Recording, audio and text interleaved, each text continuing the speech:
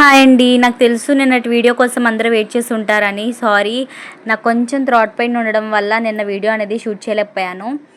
And ఈరోజు అయితే నేను డే 25 అండ్ 26 అప్డేట్స్ అనేవి ఇచ్చేస్తున్నాను. ఈరోజు ఒక ముఖ్యమైన పని మీద మేము బయటికి వెళ్ళామన్నమాట. ఆ పని ఏంటి అనేది నేను లాస్ట్లో చెప్తాను. ఇప్పుడైతే నా వెయిట్ చూసేయండి. వెయిట్ అనేది నాకు స్టక్ అవుతుందండి. 67.7 ఉంది. డే 25 అలానే ఉంది, 26 అలాగే ఉంది. అంటే నా ప్లేట్లో పులావ్, చికెన్ కర్రీ, పప్పు అండ్ కొద్దిగా పపాయ అయితే తీసుకున్నాను. యాక్చువల్గా ఆ రోజు బయటికెళ్ళే పని ఉండడం వల్ల నేను కుకింగ్ చేయలేకపోయాను అనమాట. అమ్మ వాళ్ళ ఇంటి నుంచి తీసుకొచ్చిన పులావే అది ఫ్రిడ్జ్లో పెట్టుకుని నెక్స్ట్ డే అదే తినాల్సి వచ్చింది. కొన్ని డేస్ మనం చెప్పలేమన్నమాట. ప్లానింగ్ అనేది కరెక్ట్గా లేకపోతే ఎగ్జిక్యూట్ చేయలేము ఒమాడ్ జర్నీలో ముఖ్యంగా. సో ఎప్పుడూ చెప్తూ ఉంటాను ప్రీ ప్లానింగ్ అనేది కంపల్సరీ అని చెప్పి. మనం ఎప్పుడైతే ఫుడ్ కరెక్ట్గా తీసుకుంటామో మనం క్రేవింగ్స్ అవన్నీ తగ్గుతాయి అన్నమాట. సో ఫుడ్ ప్రాపర్గా తీసుకోకపోతే క్రేవింగ్స్ ఉంటాయి, అలాగే హంగర్ కూడా ఉంటుంది. ఎప్పుడైనా మిస్టేక్స్ నుంచి మనం త్వరగా నేర్చుకొని రెక్టిఫై చేసుకోగలగాలి. నేనైతే అదే చేశాను. నెక్స్ట్ డే నా మీల్ చాలా ప్రాపర్గా తీసుకోవడానికి ప్లాన్ చేశాను.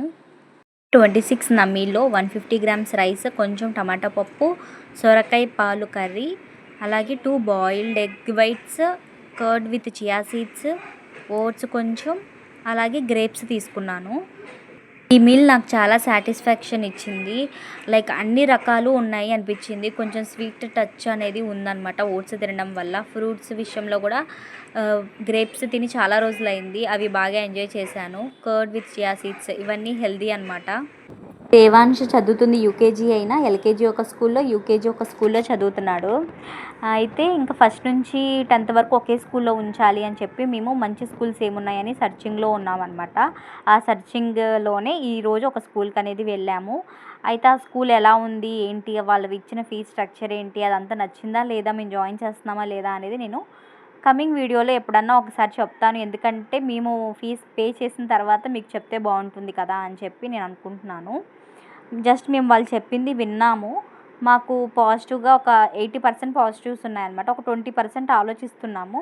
బట్ స్టిల్ నాకైతే చాలా హ్యాపీ అనిపించింది. అంటే ఒక మూమెంట్ అనేది వచ్చింది. ఫైనల్గా వాడి గురించి ఒక ప్రాపర్ డెసిషన్ అనేది పేరెంట్స్గా మేము తీసుకోగలుగుతున్నాము అని చెప్పి. అంతేనండి ఈ వీడియో కనుక మీకు నచ్చినట్లయితే తప్పకుండా ఈ వీడియోని లైక్ చేయండి, కామెంట్ చేయండి, షేర్ చేయండి, అలాగే నా ఛానల్ని సబ్స్క్రైబ్ చేసుకోండి. Bye friends.